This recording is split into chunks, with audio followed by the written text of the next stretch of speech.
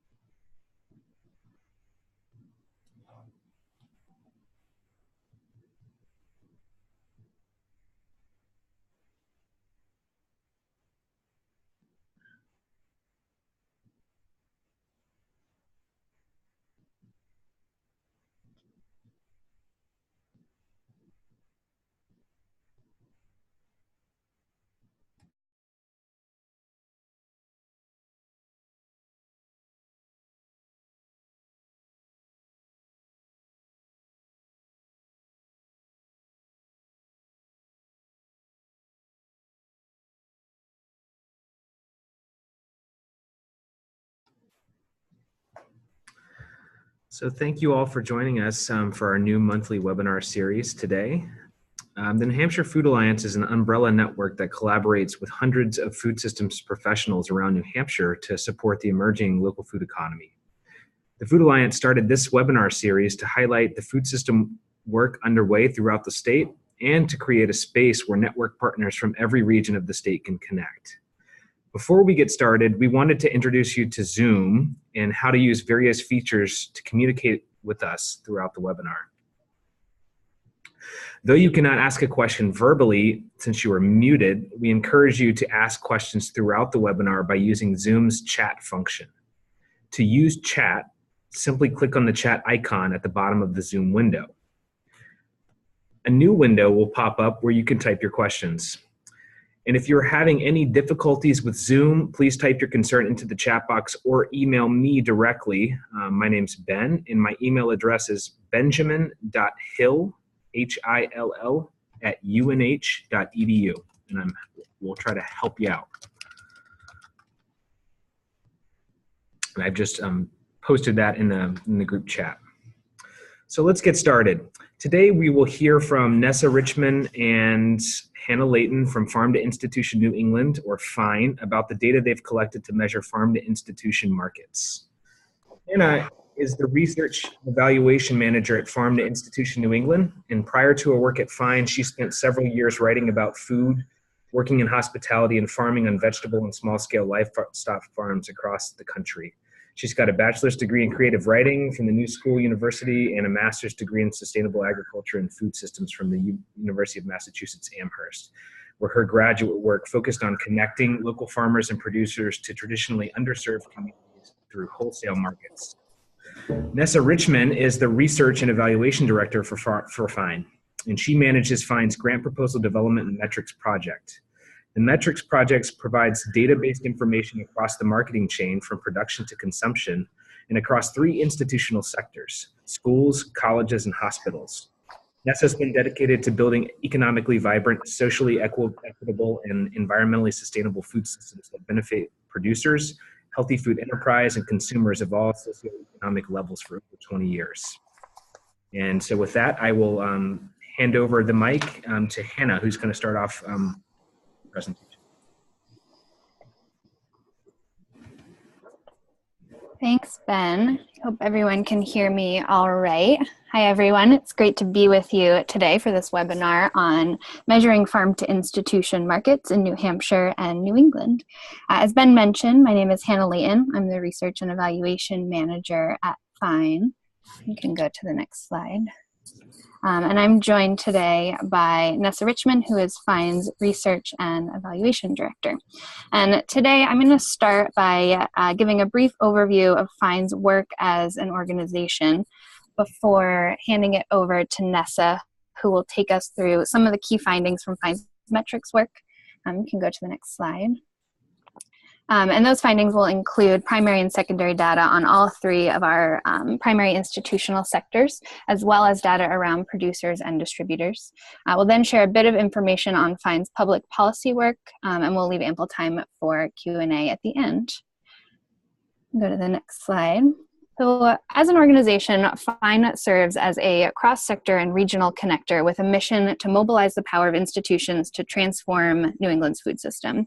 We've been around for about 7 years, and our network includes nonprofit organizations, government agencies, institutions, foundations, farms, food distributors, food processors, food service operators, and others. And we focus on institutions because institutions provide a diverse and stable market to New England's land and sea producers beyond the direct market. They also serve a lot of people every day. We estimate that institutions in New England are serving about 3.8 million people each day. And those institutions are buying a considerable amount of local food already and have the opportunity to buy even more. Our data shows that on average across our three primary institutions, those institutions are spending about 17% of their food budgets on local food. And further, we hear consistently that those institutions plan and want to purchase more local food over time. In addition to the number of students and people who are studying and being cared for within those institutions, we also know that there are a lot of people employed in those institutions. They're amongst institutions and institutional systems are amongst the largest employers in New England. So we look to, we focus on a range of institutions, but we also focus on three primary sectors: schools, colleges, and hospitals. So we look at our region at a glance. And my slide looks a little bit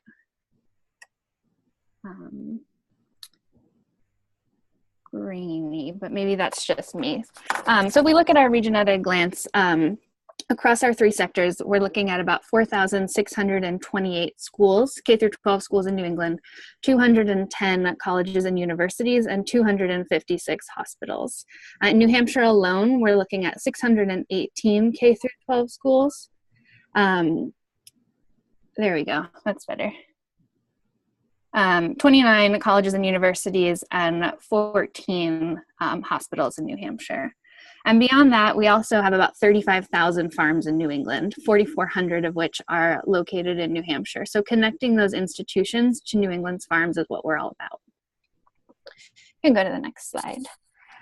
FINE is dedicated to contributing to a region that is moving towards self-reliance. And as such, we've developed a set of core values to ensure that we're consistently working towards that goal. And those core values include collaboration, diversity, equity, transparency, community in place, healthy ecosystems, strategic disruption, the right to food, and thriving local economies. We also recently completed a 3-year strategic plan. You can go to the next slide, please. And this strategic plan will inform our work moving forward.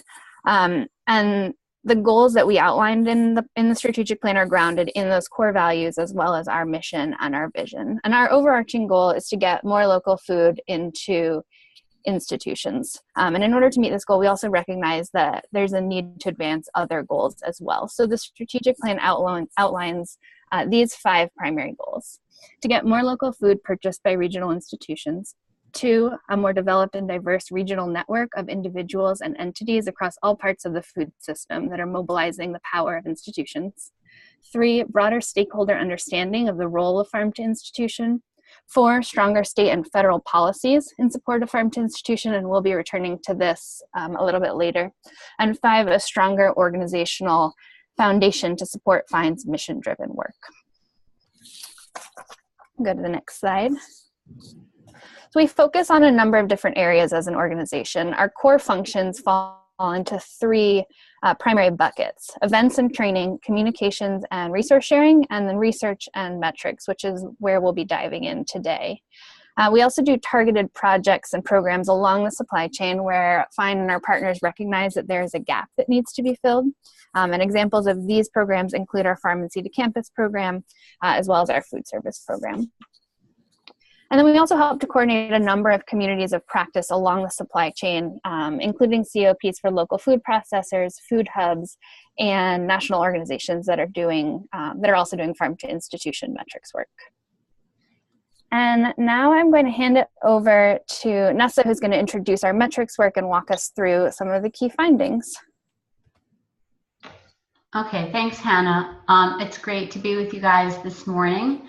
And what I'm going to do is give you a kind of an outline of what we've been doing to try and measure the impact of the farm to institution market across the supply chain and across the 3 different types of institutions that we focus on. So FINE was created 7 or 8 years ago, and we knew from the start that we really wanted to understand, we needed to do metrics work and evaluation work in order to create change in the system. But we didn't really know how to get started, and did a lot of talking with folks, and eventually began the metrics program about 3 years ago now. To understand the system, create baseline information, track progress over time, and to inform our plans, and also to allow our stakeholders to use that data to inform their plans. And you can go to the next slide. So being a network organization, we certainly didn't want to repeat any work that anyone else had done. We wanted to use the work being done by our stakeholders. And so wherever we could, we used secondary data. This slide shows you where our data comes from. You can see that we used the USDA Farm to School census, and we worked with our good partner Healthcare Without Harm and used some of their survey data. But where there were gaps, we did our own surveys. So this was a survey of colleges and universities that we did in 2015. Also in 2015, a survey of food distributors, and our producer survey that was in 2016. So before I go forward, I just want to make it clear to everyone that the data that's being presented here comes from these surveys. It's sample populations, self-reported, and all of this may conflict with other data sources. So take everything that I'm saying in that context, please. These slides don't look right to me. I don't know if that's the case for everyone, but I don't know if it's a translation problem, but I'll speak seems like it's taking a little bit of time perhaps. Anyway, this is some basic information from our data, what we know about the local food spend in New England across these 3 types of institutions. So within our sample populations, or our surveyed populations, the K12 schools said that across New England said that they were spending approximately 16% of their total food budget on local food. Colleges and universities as a whole group of respondents reported 21% of their total food budget spent on local food, and hospitals came in at 15%. And you can see these percentages for New Hampshire down below, a little bit lower than the overall New England percentages. So before we go forward, I want to just address the issue of how we're defining local. So we didn't define local for our survey respondents. We allowed them to do that themselves, and I can give you a little bit of information about that. Just that the most common definitions were either within a 250-mile radius or within the state. This is also the way that the Farm to School census defines local food. Whereas the Healthcare Without Harm survey, they do define local food for their respondents as being within a 250-mile radius. So for the rest of the kind of data deep dive, I'm going to be giving you some highlights from the different bodies of research. The first is the K12 School Data, and in each of these sections, I'll be giving you some highlights for New Hampshire, and then giving you some a little bit of regional level information. So in New Hampshire, 7% of the annual food budget is spent on local food on average among the Farm to School census respondents. They reported over $840,000 spent on local food in the 2013-2014 school year. More than 66,000 New Hampshire students have access to farm-to-school activities. That doesn't always mean food. Sometimes it means they're working in a garden or they're working in a classroom curriculum. And 77% of responding school districts said that they offer some type of farm-to-school activity. So when we look at the New England level data, we can see that the top 5 products purchased locally by New England K-12 schools are apples, tomatoes, potatoes, lettuces and salad mix, and then squash. And what this is, it's the percent listing these products in their top 5 purchases. It doesn't mean that 91% of them are buying apples. It means that 91% of them said that apples are within their top 5 local purchases. And the other important piece of information, you can go ahead to the next slide. The other important piece of information we want to focus on for the sake of this presentation is where people are seeing barriers. So the top barriers on for the New England states in getting local food to K-12 schools were hard to find year-round availability of key items and higher prices. And the ones that came in below that, the barriers that came in below that, were local items not available from primary vendors, that it's hard to coordinate procurement of local food with regular procurement, and that vendors of local items often don't offer a broad range of products. So there's a lot more that can be said about all of these. I'm giving you very high-level data, and I'll tell you at the end where you can go to find more in-depth information. But for now, we're going to move on to some key findings from our college and university data set that we collected in 2015. So in terms of New Hampshire highlights, New Hampshire institutions reported 17% of their annual food budget is spent on local food. This is an average, and again, it's just for our respondents. Those respondents reported spending over $6.8 million on local food in the 2014-2015 fiscal year. They reported on their own fiscal year. We didn't set a particular calendar year for them or school year. They served more than 6.4 million meals at colleges and universities. And over 30% said they have a campus garden or farm. So switching back over to New England level data, this is the same information. You can see that apples, again, top the list.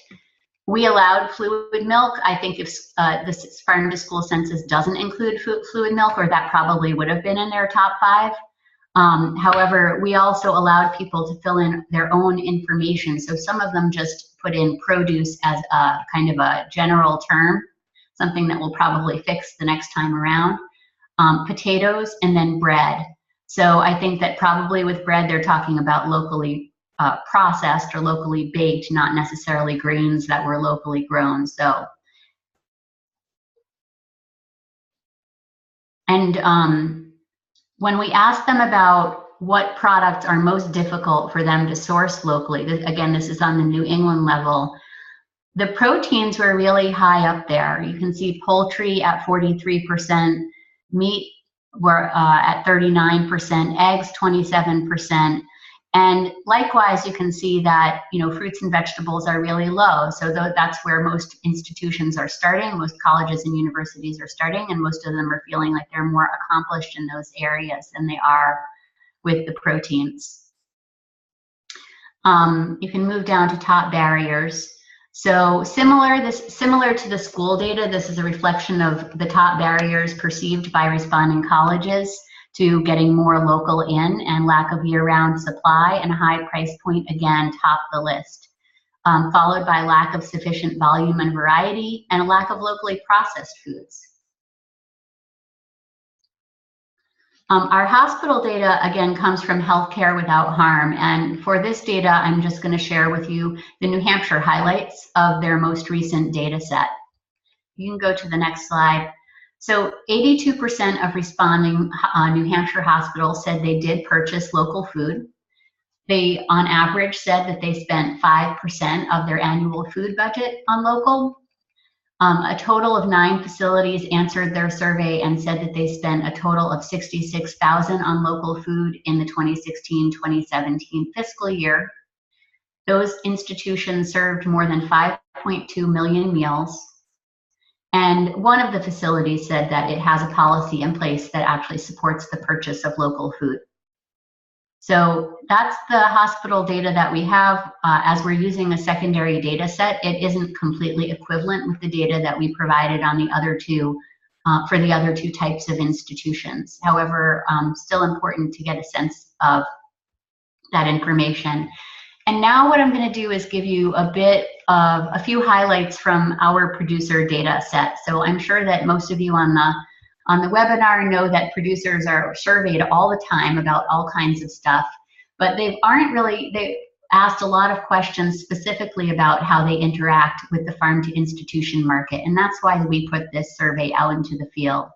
This survey was a snowball survey, so I just want to explain what that means before I dive in. It really means that we didn't have a set of producers who we sent a survey out to. Instead, we advertised the fact that this survey was open through state departments of agriculture and other producer organizations and networks, and then they let their networks know about it, and eventually we got 233 full responses. So again, I just want to state that this is not representative data. These are self-selecting producers, but we did allow producers who do currently sell to to institutions to answer, as well as farmers who don't currently sell to institutions, because we felt it would be interesting to compare those two groups. So first, a little bit of information about New Hampshire. As Hannah said earlier, there were about 4,400 farms in New Hampshire as listed in the 2012 Census of Agriculture, producing $190 million worth of farm product sales each year. There was an average of about $43,000 a year in annual farm income for those farms.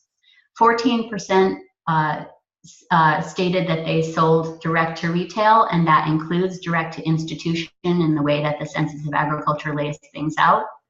And then just a little bit about our survey information. We had 25 farms from New Hampshire responding to the FIND survey, of which 6 sold direct to institution. Others sold to institutions through intermediaries. So the information that I'm going to give you now is all about the farms who sold directly to institutions. After that, I'll give you some information about those who sold to institutions through intermediaries. So this slide, as it downloads, I guess, shows that we asked New England farmers what % of their sales they make to different types of institutions. And K12 schools were the most popular at 49%. Colleges and universities, 31% said that they were selling directly to those institutions. And hospitals and other institutions, 10% said that they sold directly. Obviously, they could answer that they sold to more than one type of institution if that was the case for them. So we also asked the producers what they were selling to institutions.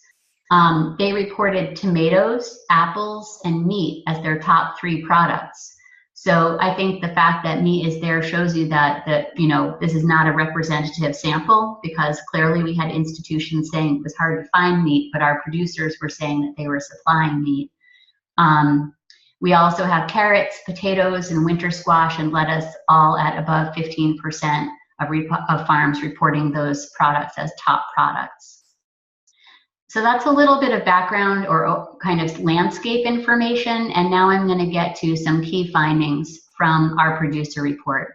The first one, which was a surprise to us, was that farms that were selling directly to institutions reported expanding their production by an average of 3 acres between 2012 and 2015, whereas farms that were not selling directly to institutions stayed the same size. They didn't report any increase, and this is acres in production. So that was an interesting point. Another key finding was that New England farms that reported selling to institutions generally had higher gross sales. than those that did not.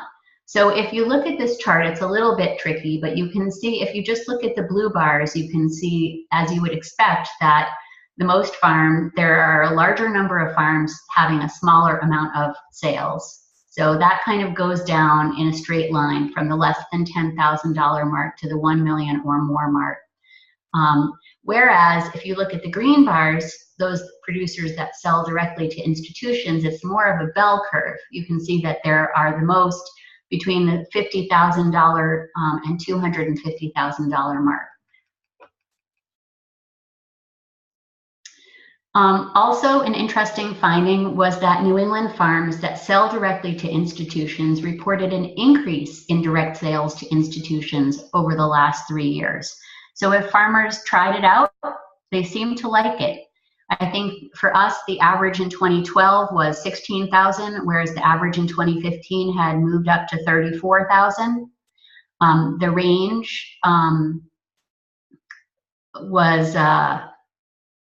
in 2012 about 400,000, reached about 400,000, and the range in 2015 reached almost 1 million in sales to institutions.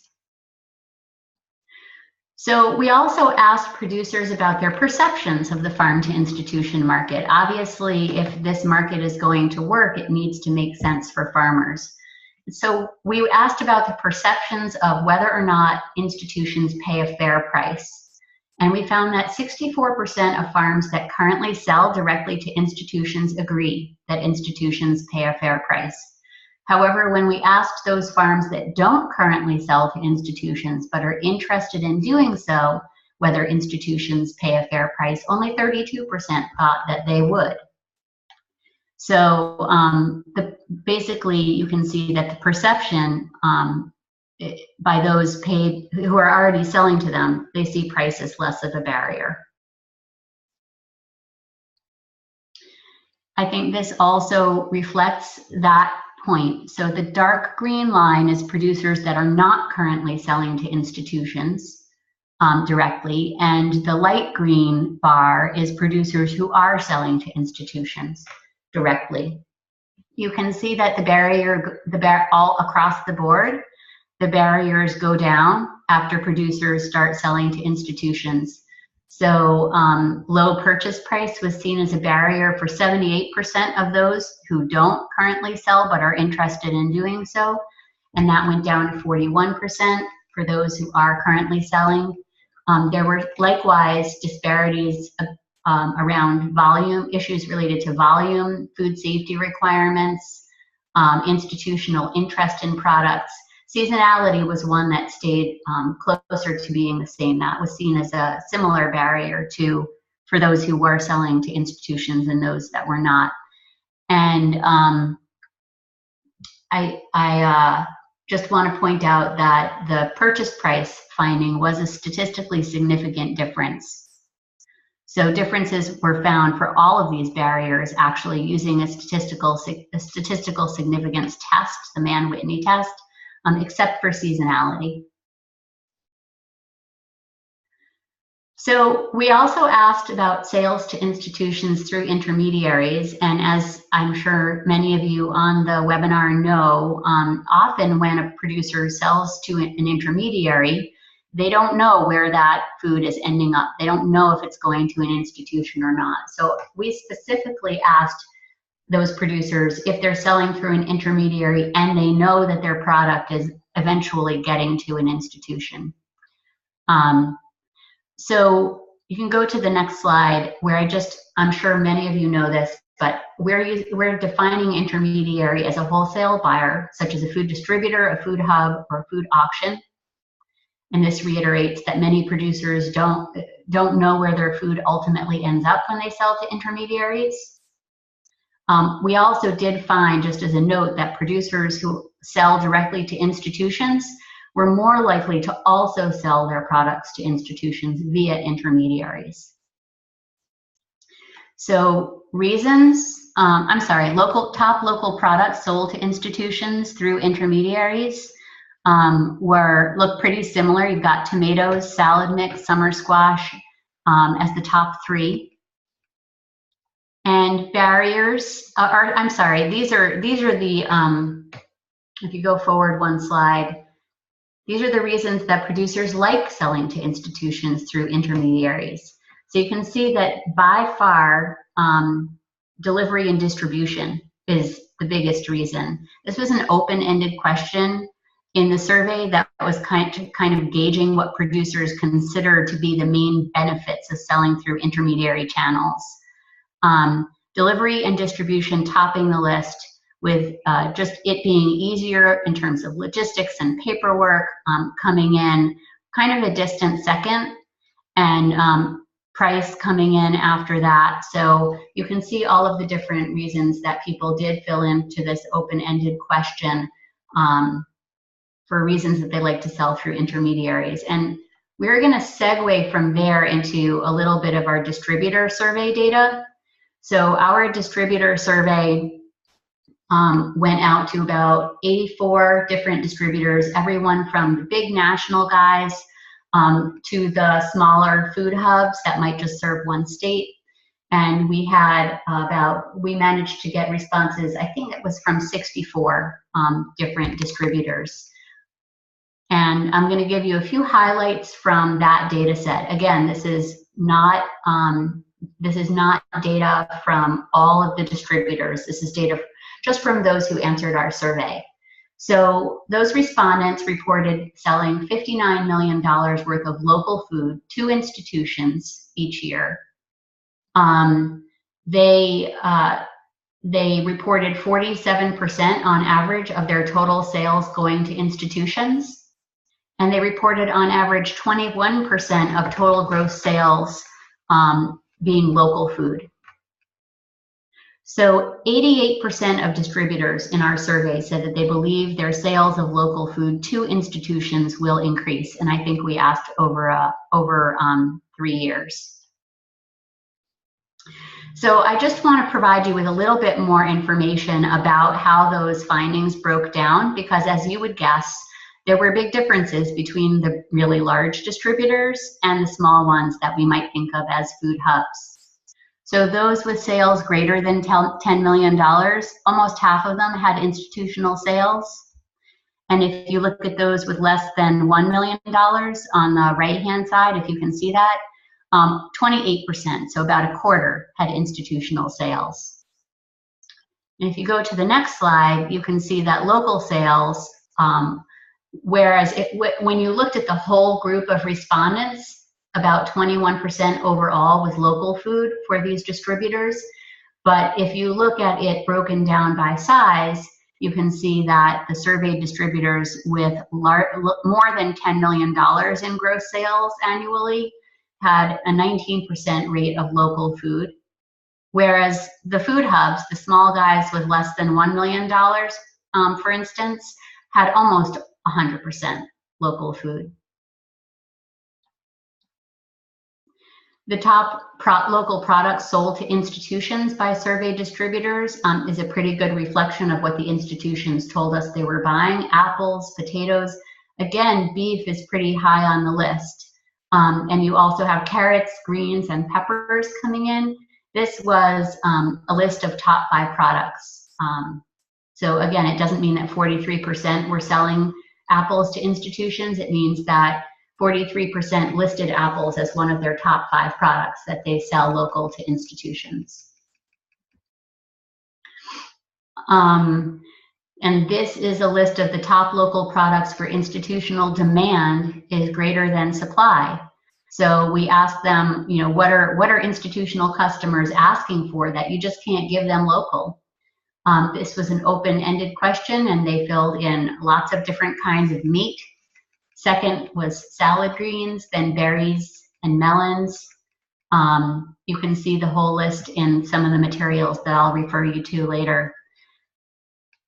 Finally, we asked distributors about what they saw as the key barriers to getting more local into institutions. And their answers, again, reflect the answers from the institutions. That consistent supply and high price point top the list as the biggest barriers. Then came food safety and other certifications, distribution inefficiencies with local producers, and marketing and growing demand for local for local products. I think that means that demand is growing, and they were seeing that as a challenge. So what I'm going to do now is, this was like a very quick introduction to a lot of data that we have a lot more depth about on our online dashboard, which you can get to at dashboard.farmtoinstitution.org. And when you get there, this is the landing page that you'll see. If you click on, for instance, Farm to College, you will get a list of top 10 statistics on the New England regional level with easy to read charts. You can also click on research reports and get in-depth, 25 or 30 page reports that give you a lot more information about our survey findings for farm to college, food production, and food distribution, the 3 pieces of original research that we did. All of this data is on the New England level, but you can also get state level data by clicking on state profiles. So if you go to the next slide, you can see these are our 3 original research reports. You can download digital copies at that link below, dashboard.farmtoinstitution.org/research-reports. And if you go down to the next slide, you can see a link to our state profiles. So we have these for all of the New England states, and you can download them in PDF form and also in printable form. We have found that a number of our stakeholders find them very useful when they're going to, for instance, meet with their legislators. So that segues us back into the next section of the presentation, which is just an introduction to our public policy work. So as Hannah laid out, public policy really came to the fore in our last strategic plan. And what we're really doing now is just laying the groundwork for the New England farm to institution, for growth in the New England farm to institution market from a policy perspective. And I'm going to hand it back over to Hannah now to talk you through a little bit about how this fits into our strategic plan and what our early work in this policy field is. Thanks, Nessa. So as we saw earlier, find that strategic goal number 4 is to see stronger state and federal policies in support of farm to institution. So in order to do this, one step we're taking is that we've launched a policy working group. You can go to the next slide, please. And this policy working group will meet for the first time in March and consists of about 20 state food planners, policy advocates, and regional leaders in food justice, food worker rights, and food infrastructure development. And we have members from all 6 states. And the objectives that we're really looking for in this working group are to help define FINE's role in the policy arena, to establish a clear regional farm to institution policy platform, and to create a work plan that's designed to implement that platform. And while we're really looking at the 6 New England states, we hope that what we're doing in New England will be of interest to a national audience as well. So ahead of this meeting, we've developed a policy research plan that consists of reviewing existing food policy resources and databases. And this includes resources from organizations like the National Farm to School Network, Yukon Red Center for Food Policy and Obesity, Johns Hopkins Center for a Livable Future, the Food Law and Policy Clinic of Harvard Law School, and several others. And we're doing a deep dive into these databases to see if we can pull out the demand side policies and categorize them in a way that will allow us to see what kind of policy is most directly affecting the farm to institution market. And then we'll share these preliminary findings with our policy working group when we meet in March in order to better understand from them how this policy is working on the ground and in the individual states that they represent.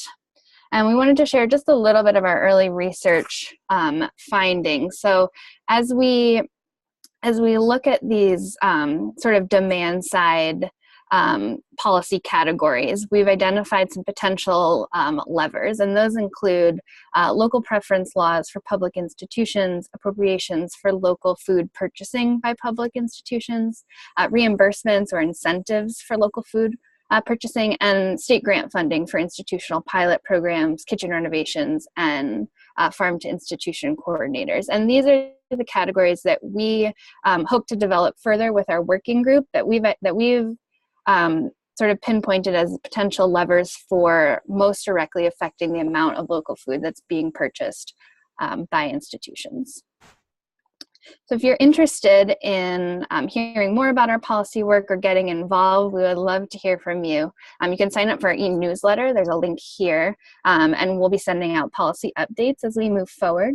And we also encourage you to reach out to us if you'd like to be connected with working group members that are in New Hampshire or in your state.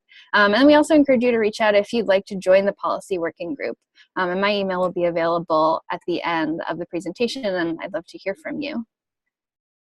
And I think with that, we might be ready to open it up to Q&A, unless, Nessa, you have anything that you want to add to our policy conversation. No, I don't have anything to add, but I would be happy to answer any questions. So I would just recommend for this point in time just to type your questions directly into the chat function, and we can answer them that way for now.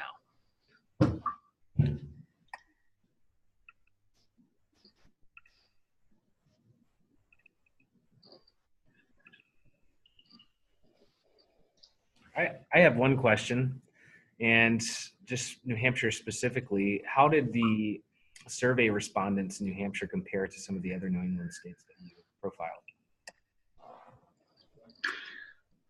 You mean in our three pieces of original research? Yes. Let's see. Well, you know, the distributor data, I would say, is really just, most of it is regional. So it's hard to talk about things state by state there, you know, too much. But we were able to contact, for the distributor survey, 6 distributors in New Hampshire, and we had responses from 4. So that was obviously about a 66% or 2/3 response rate. But fully out of the 56 who responded, 32 said that they served New Hampshire. So that's like about a 60% response rate of those serving New Hampshire. But, you know, our findings there for the distributors was that generally they were saying that they serve all the states or they serve only one of the states. So the big ones probably serving all of the states and the smaller ones serving probably only one of the states. For our campus report, we reached out to all 210 campuses that have dining services in the region, and I know that Vermont had the highest because they got everyone to respond. So they were the only ones with the 100% response rate. And I think that New Hampshire was kind of in the middle. So Vermont and Maine, Vermont was top at 100%, then came Maine, they were at around 70%. Connecticut was about 50%. New Hampshire was after that, I think 45 or 46%. And then Rhode Island and Massachusetts were both a little bit under 40%. That's great. We have some questions coming in from our participants, so maybe we can just hold that and we can, you know, answer some of their questions. Andrew is asking, do you have any recommendations for community-based organizations that would seek to increase local purchases by institutions? Are there any first steps or easy/early wins you see based on this data? For a community-based organization? Yes. Recommendations for community-based organizations. Yeah, well, I mean, it's hard for me to say without knowing specifically like the internal capacity of the particular organization, but I think that, you know, doing some type of supply chain facilitation is probably a good place to start. So, you know, there are entities that are kind of making meet the buyer style events where they invite local institutions and local farmers that are interested in serving institutions or selling to institutions to come together for almost like a social event, just to meet each other. That you might allow the folks who want to sell to institutions to set up tables and do sampling. So that's one way, one really direct way to create, to try and create those supply chains. I think that if you're specifically working with the campus sector, that reaching out to Real Food Challenge and seeing if they're working in your area is certainly one way. We also at Fine worked with them on a project in Maine called Maine Food for You Maine, where we work to kind of, when you get to that level, it's like a lot of kind of community education on campus, bringing together different stakeholder groups from students to faculty to administrators to kind of create a voice for more local food on campus. And then if there's a wedge, like they're going through a contracting process with their local with their food management service management company, or a contracting process if they're self-op with like their primary produce vendor or something like that, then you might be able to, do some languaging in the contract or work toward languaging in the contract. So for that type of thing, where it gets a little bit down in the weeds, I would suggest that you go to the farmtoinstitution.org website. If you're interested particularly in, probably the easiest thing to do is to go to tools on our website and visit our case studies. We have a suite of case studies that are really easy to read, and they're beautiful, and they point out some things that have been done in other communities that you could probably do too. You could learn from one and try to do the same thing where you are. And those are pretty in-depth. I think we have 9 just about bringing more seafood onto campuses, for instance. That's great, Nessa. Thank you. Sue is asking, how replicable do you think your survey instruments and process will be in other states? Any idea of the total cost to develop, conduct, analyze, and report? Well, here at Fine, we really believe in transparency. And so if you go to our dashboard page, dashboard.farmtoinstitution.org, and you click on data sources, then it's going to bring you to downloadable PDFs of our original survey documents. So that's the Farm to College Survey, the Food Distributor Survey, and the Food Producer Survey. So you can literally take those, bring them to whoever your advisory committee is, adapt them however you need to, and plug them into SurveyMonkey and do this survey in your state or your region or your county or whatever level that you want to do it at. We also, if you're asking about work to be done from the New England states, we offer our survey responses in a clean format with identifiers removed in Excel.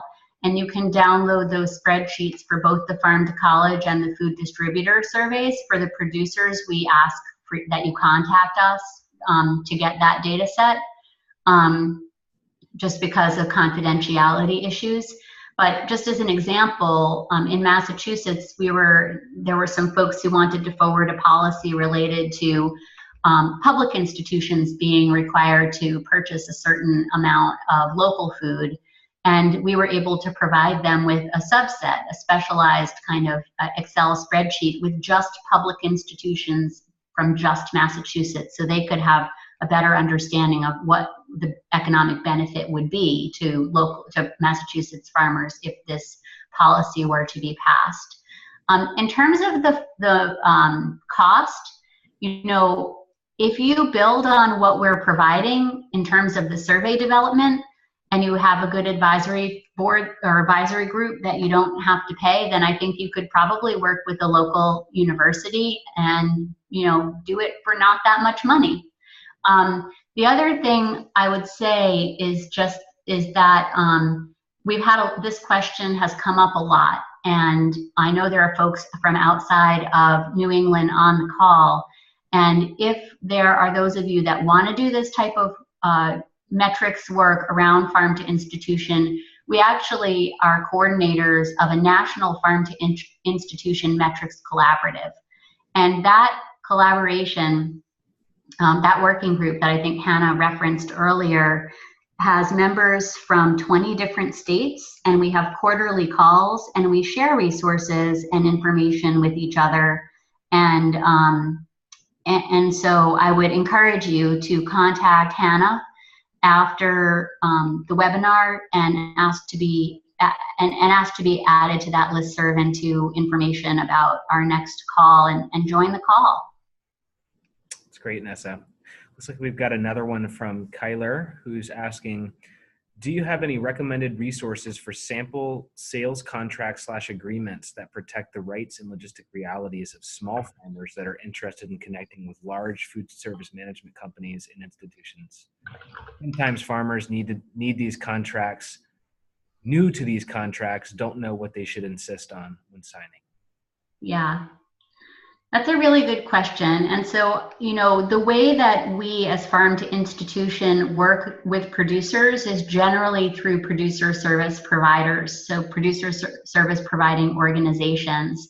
And I think that we are not as far ahead as our partners in New York State. So Finesse Farm to Institution New York State, which is a member of the collaborative, and they received a SARE grant and worked with Tim Woods in Kentucky, who created a program called Market Ready, and kind of geared that whole Market Ready workshop toward institutional markets for some workshops in the state of New York. And I would love to get that kind of thing going more in New England. So I think that you might want to reach out to Finesse, Farm to Institution New York State, and ask them if they have those specific resources about contracting between producers and institutions. What we have is more focused on the institution, working with the institutions themselves. So we have a toolkit.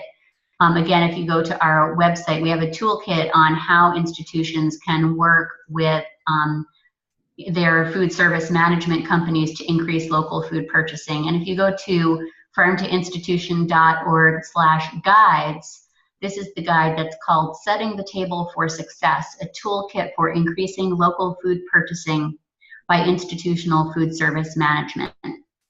And that toolkit is an extremely rich and big and long tool. And I think it's difficult for some people to digest just looking at it online.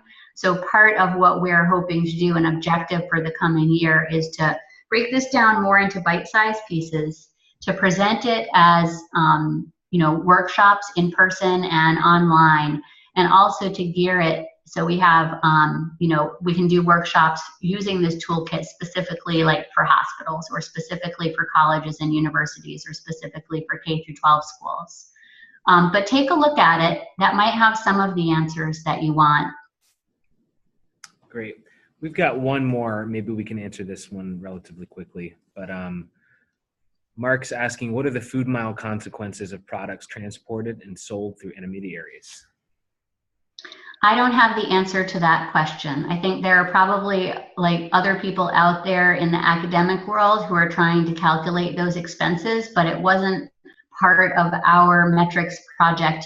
It wasn't part of the scope of what we were defining as impact of this market on the supply chain, although clearly it is a part of that impact.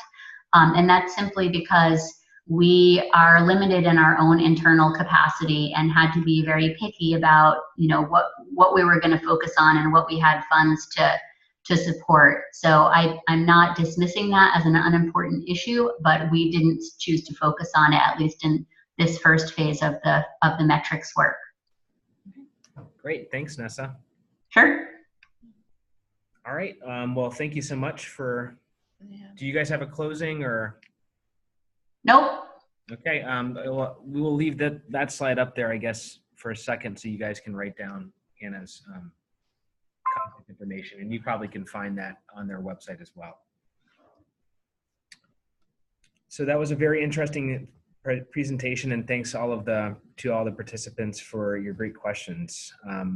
We did record the webinar, and we will be uploading and archiving this on our website. So any of you that have joined us a little bit later in the presentation will have access to it afterwards. And we'd like to take the next 10 minutes or so to allow participants an opportunity to share their work, upcoming events, announcements, etc. And so I'd just like to run you through how to share an update on the Zoom platform. So you can just simply click on the Manage Participants icon at the bottom of the Zoom screen. And then a new box will pop up with a raise hand icon. And then you'll just click on this icon to raise your hand. And this allows us to see who wants to share an update so that we can unmute you and allow you the opportunity to speak with webinar participants. So while you guys are taking a minute to figure out how to raise your hand and figuring out the announcement you'd like to share, we'd like to share a few updates from the Food Alliance. Our next webinar will be given by Justin Monroe of Grow Nashua and will take place on March 26th from 10 to 11 a.m.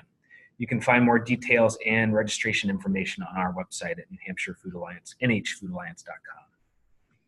And also, we are preparing for our upcoming 3rd annual statewide gathering, which will be at Colby Sawyer College on March 9th.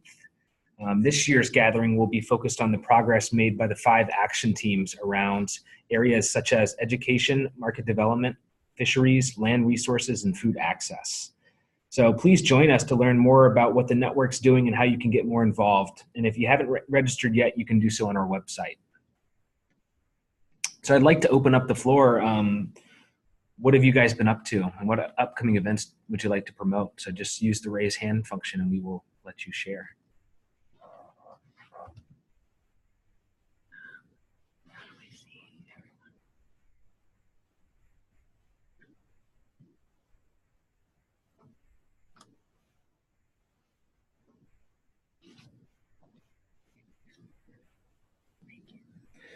Well, if there's no announcements or no shares, you can always send that along to us and we can help promote that out through our Facebook and social media channels. So we'd be happy to do that. I'd just like to thank everybody for joining us today, and thank you, Nessa and Hannah, for sharing such interesting information.